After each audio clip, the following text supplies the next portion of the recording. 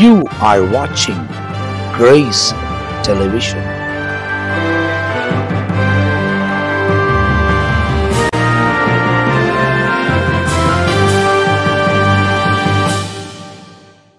Praise Lord. Talk with Jesus என்ற ப்ரோக்ராமில் மீண்டும் சும்மா உங்களை சந்திப்பதில் மிகவும் மகிழ்ச்சி அடைகிறேன். ஒவ்வொரு நாளும் அநேக விதமான புதிய ஒரு காரியங்களோடு கூட புதிய வார்த்தைகளோடு கூட உங்களை சந்திப்பதில் மிகவும் மகிழ்ச்சி அடைகிறோம். கர்த்தர் தாமே உங்களையும் உங்கள் குடும்பங்களையும் இந்த நிகழ்ச்சியின் மூலியமாக கேட்குற வசனத்தை பரிசுத்த ஆவியானவர் மூலியம் ஆஸ்வதிப்பாராக. கர்த்தராகிய இயேசுவின் நாமம் மகிமைப்படுவதாக. இந்த நாளிலே நாம் பார்க்க போகிற ஒரு காரியம் என்னென்றால், த ஹெவன்லி சிட்டி, அந்த பரலோக ராஜ்யம், அது அஸ்திபாரம் உள்ள ராஜ்யம். நம்மளை எல்லாரையும் ஆண்டவர் என்ன பண்ணார்னா பரலோகத்தினுடைய வாரிசுகளாக ஹெவன்லி சிட்டிசன்ஷிப்பாக மாற்றிருக்கிறாருங்க.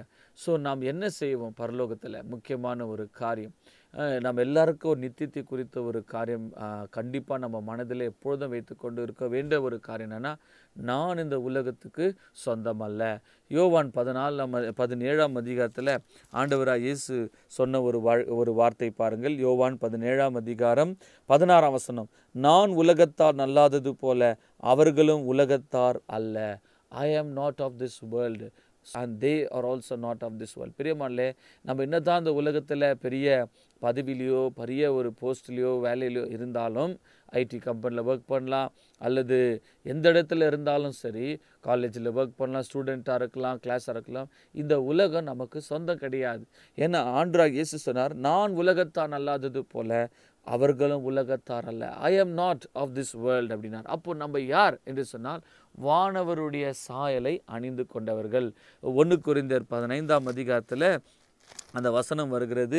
1 கொரிந்தியர் 15:48, மண்ணானவன் எப்படிப்பட்டவனோ மண்ணானவர்களும் அப்படிப்பட்டவர்களே, வானத்துக்குரியவர் எப்படிப்பட்டவரோ வானத்துக்குரியவர்களும் அப்படிப்பட்டவர்களே. சரி, இங்கே 2 டிஃப்ரென்ஸ் கொண்டு வராருங்க.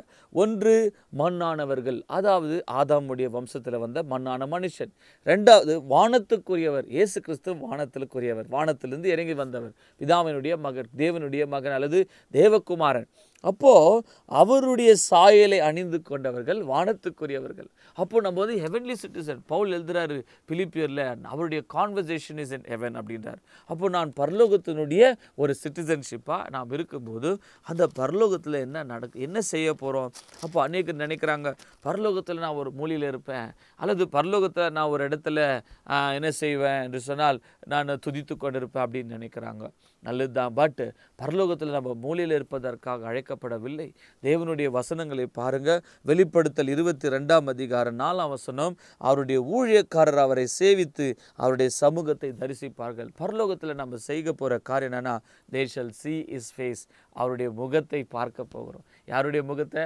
ஆண்டவராகிய இயேசுவினுடைய முகத்தை பார்க்க போகிறோம். 2வதாக 5ஆம் வசனம், அங்கே ராக்காலம் இராது, விளக்கு சூரியனுடைய வெளிச்சம் அங்கே வேண்டுதலை. அங்கே ராத்திரி இல்லை, அங்கே வெளிச்சம் தேவைப்படாது, அங்கே எப்பொழுதுமே வெளிச்சம் தான். தேவனாகிய கர்த்தரே விளக்காரப்படுறாரு.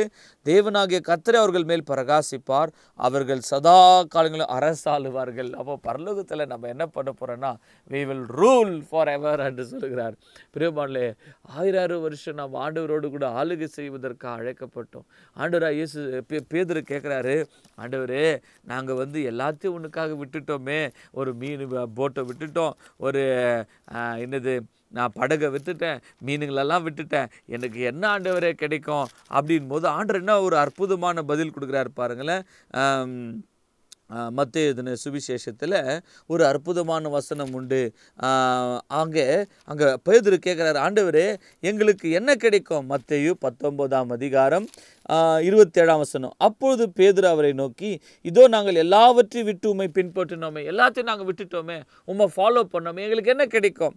என்ன கிடைக்கும் ஆண்டவரே? அதற்கு இயேசு, மறுஜென்ம காலத்திலே மனுஷகுமாரன் தம்முடைய மகிமையுள்ள சிங்காசனத்தின் மேல் வீற்றிருக்கும் போது என்னை பின்பற்றின நீங்களும் இஸ்ரவேலின் 12 கோத்திரங்களை நியாயம் தீர்க்கிறவர்களாக 12 சிங்காசனத்தின் மேல் வீற்றிருப்பீர்கள் என்று மெய்யாக உங்களுக்கு சொல்லுகிறேன். ஆண்டு சொன்னாரு, நீங்கள் 12 பேரும் 12 சிங்காசனத்தில் உட்கார்ந்து நீங்கள் இஸ்ரவேல் கோத்திரத்தை நியாயம் தீர்ப்பீங்க, என்னோட கூட சிங்காசனத்தில் உட்காருவீங்க. பாருங்கள் எவ்வளோ ஒரு ப்ரிவிலேஜ். இந்த உலகத்தில் இருக்கிற கவர்மெண்ட் அத்தாரிட்டி எல்லாம் ஒரு குறிப்பிட்ட காலம்தான். ஒரு 5 வருஷம் அவங்க ஆளுகை செய்வாங்க. அது பிறகு அந்த எலெக்ஷன் வரும், ஆட்சி மாறிடும். ஆனால் பரலோகத்தில் நம்ம யுக யுகமாக ஆளுகை செய்ய போகிறோம். இந்த அத்தாரிட்டி ஆண்டவர் கொடுக்குறாரு பாருங்க. என்னை பின்பற்றின நீங்கள் 12 கோத்திரங்களை நியாயத்திருக்க 12 சிங்காசனம் பாருங்கள். நம்ம ஜட்ஜி மாதிரி சிங்காசனத்தில் ராஜாக்களாக ஆசாரியர்களாக ஆண்டவர் நம்மை மாற்றியிருக்கிறார். பிரியமானவர்களே, எவ்வளோ ஒரு அற்புதம் இல்லைங்களா? ஆண்டவராக இயேசு கிறிஸ்து சீஷர்களை பார்த்து சொன்னார், ஐ கிவ் யூ அத்தாரிட்டி அப்படின்னாரு. என்ன சொன்னார்? உங்களுக்கு எல்லாத்து மேலே அதிகாரம் கொடுக்குறார். பிசாசுகளை துரத்த அதிகாரம், வியாதிகளை சுகமாக்க அதிகாரம், எல்லாம் நம்ம ராஜாக்கள் ஆசாரில் மாற்றிருக்கிறார் என்பதை நீங்கள் மறந்துடக்கூடாதுங்க. பிரியமானே, பேதுருக்கு சொல்கிறார், நான் சிங்காசனத்தில் எங்களோடு கூட நீ உட்கார வைப்பா, அந்த ப்ரிவிலேஜ் நான் கொடுக்க போகிறேனே. ஸோ ஆண்டவராக இயேசு எப்படி பிதாவுடைய வலது பார்சத்தில் வீட்டிருக்கிறார், பிதாவுடைய சிங்காசனத்தில் பக்கத்தில் அந்த வலது பார்சத்தில் வீட்டிருக்கிறது போல நம்ம கூட ஜெயம் கொள்ளுகிறவன் எவனோ, வெளிப்படுத்தல் 3:21, ரெவலேஷன் 3:21 ஜெயம் கொள்ளுகிறவன் என்னோடு கூட சிங்காசனத்தில் உட்காருவான் என்று சொல்லி ஆண்டவர் வாக்குத்தத்தம் பண்ணுகிறார். பிரியமானே, we have a great privilege. நமக்கு ஒரு பெரிய அத்தாரிட்டி உண்டு, பெரிய ஒரு பாக்கியம் உண்டு. யாரை ஆளுகை பண்ண போகிறோம்? நீங்கள் ஒரு கொஸ்டின் கேட்கலாம், பிரதர் யாருக்கு தீர்ப்பு கொடுக்க போகிறோம்? அப்போது இந்த உலகத்தில் இருக்கிற ஜனங்களுக்கு நம்ம தான் அங்கே ராஜாக்கள் ஆசாரியர்களாக மாற்றப்படுறோம். பாருங்கள், 1 கொரிந்தியர் 6:2 பரிசுத்தவான்கள் உலகத்தை நியாய தீர்ப்பார்கள் என்று அறியீர்களா? So the saints will rule this world. 1000 வருஷம் அரசாட்சியில் ஆண்டவர் மறுபடியும் இந்த உலகத்துக்கு வரும்போது நம்ம அவரோடு கூட ஆளுகை செய்ய போகிறோம். எவ்வளோ பெரிய பாக்கியம் இல்லைங்களா? ஆண்டவராக இயேசுவோடு கூட நம்ம ஆளுகை செய்ய போகிறோம். அது மாத்திரமல்ல, பாருங்களேன், 1 கொரிந்தியர் 6:3 சொல்கிறார், தேவ தூதர்களை நியாய தீர்ப்போம் என்று அறியீங்களா? ஏஞ்சல்ஸ், தேவ தூதர்களை கூட நம்ம நியாயம் தீர்ப்போமா? அந்த ஜட்ஜ்மெண்ட் டேல பிரியமானே, எவ்வளோ பெரிய ஒரு பாக்கியம் பார்த்தீங்களா? நம்ம அவரு நியாய தீர்ப்பு தேவ தூதரில் கூட நம்ம நியாயம் தீர்ப்போமா? ஆண்டவர் எவ்வளோ ஒரு அதிகாரத்தை நமக்கு கொடுத்துருக்கிறார். மத்தேயு எழுதின சுவிசேஷம் 25 அங்கே ஒரு ஆண்டவர் ஒரு காரியத்தை சொல்லுதை நாம் பார்க்கலாம். 19ஆம் வசனத்தில் மத்தேயு 25:19, வெகு காலமான பின்பு அந்த ஊழியக்காரருடைய எஜமான் திரும்பி வந்து அவரிடத்தில் கணக்கு கேட்டான். கடைசி காலத்தில் ஆண்டு கணக்கு கேட்க போகிறார். உங்களுக்கு கொடுத்த தாளந்து என்ன?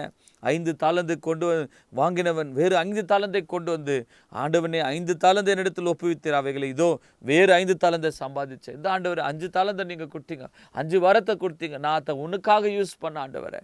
அப்போது 21 சொல்கிறாரு, அவனுடைய எஜமான் அவனை நோக்கி, நல்லது உத்தம உண்மை உள்ள ஊழியக்காரனே, கொஞ்சத்தில் உண்மையாக இருந்தாய், அநேகத்தின் மேல் உன்னை அதிகாரியாக வைப்பேன். I give you authority over many things. பிரேமானில் ஆண்டவர் பார்த்தீங்களா, அநேக காரியங்கள் மேலே உங்களுக்கு அதிகாரம் கொடுக்க போகிறார். அந்த பாக்கியத்தை நீங்கள் எழுந்துடாதீங்க. நம்மளை ராஜாக்கள் ஆசாரில் மாற்றிட்டார், நம்ம பரலோக வாசிகளாக மாற்றிருக்கிறார். ஸோ ஆண்டு சொல்கிற வாக்குத்தத்தம் என்னென்னா, நீ கொஞ்சத்தில் உண்மையாக இருந்தியா, வா நான் அதிகாரியாக வைக்கிறேன் உன்னை, நான் அநேக பட்டணங்களுக்கு நான் அதிகாரியாக வைக்கிறேன், எஜமானுடைய சந்தோஷத்துக்குள் பிரவேசின்றார். 2 தாளந்து வாங்கினா 4 பண்ணிட்டான். அவனையும் சொல்கிறாரு, வெரி குட், நல்லது உத்தம உள்ள ஊழியக்காரனே, நீ கொஞ்சத்தில் உண்மையாக இருந்தா அநேகத்தை அதிகாரி எடுத்துக்கோதா, உனக்கு அதிகாரத்தை நான் கொடுக்குறேன், நீ ராஜாவா இரு, நீ அந்த 10 பட்டணத்தை விசாரிச்சுக்கோ, இந்த பட்டணத்துக்கு நீ அதிகாரம் இரு. ஆண்டவர் அந்த இது கொடுக்குறாரு. ஆனால் 1 தாளந்தை வாங்கினவன் மண்ணில் பச்சைச்சிட்டான். மீனிங் அவன் சொந்த ஆசைக்காக, அந்த மண் ஆசைக்காக, அந்த பண ஆசைக்காக, அந்த பொருளுக்காக, அந்த கண்ணி நிச்சயக்காக, மாம்சத்தின் நிச்சய பெருமைக்காக அந்த ஆண்டு கொடுத்த வரத்தை அவன் தன்னுடைய மண்ணான சரீரத்துக்காகவே யூஸ் பண்ணிட்டான். அப்போ ஆண்டு சொல்கிறாரு, சோம்பலான ஊழியக்காரனே, புறம்பால் இழிலே போடுங்க, அழுகையும் பருக்கடிப்புண்டா, பிரயோஜனமற்ற ஊழியக்காரனார். பிரியமானே, நம்ம ஹெவன்லி சிட்டிசன்ஸாக இருக்க போகிறோம்.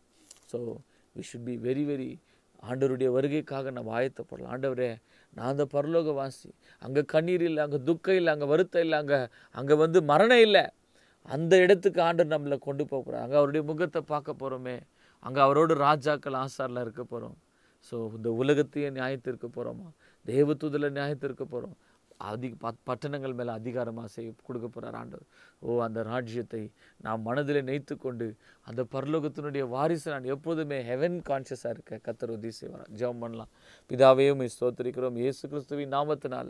வானத்தையும் பூமியை படைத்த சர்வ வல்லமுள்ள தேவனே, எங்களை பரலோக வாசிகளாக மாற்றினீர். வானாதி வானம் கொள்ளா தேவனுடைய பிள்ளைகளாக ஆண்டவரே எங்களை ராஜாக்கள் ஆசாரமாக்கி ஆண்டவரே பூமியில் உம்மோடு அரசாளும்படியான பாக்கியத்தை கொடுத்தீரே. நன்றி நன்றி ராஜா. இந்த வசனத்தை கேட்குற ஒவ்வொருத்தர் மேலும் என் ஆண்டவராக இயேசு கிறிஸ்துடைய கரம் தொடுவதாக, ஒருவருத்தரும் பரலோக வாசிகளாய் மாற்றப்பட, உம்மை ஏற்றுக்கொள்ள அந்த பரலோகத்தை ஆண்டவரே உண்மையும் உத்தமுள்ள ஊழியக்காரனா நீங்கள் அவங்க கொடுத்த வரத்தை பயன்படுத்தும் போது அநேக பட்டணத்துக்கு அதிகாரியாக வைக்க உதவி செய்யும். இயேசு ரட்சக நாமத்தில் வேண்டிக் கொள்கிறோம் பிதாவே. Praise the Lord. God bless you.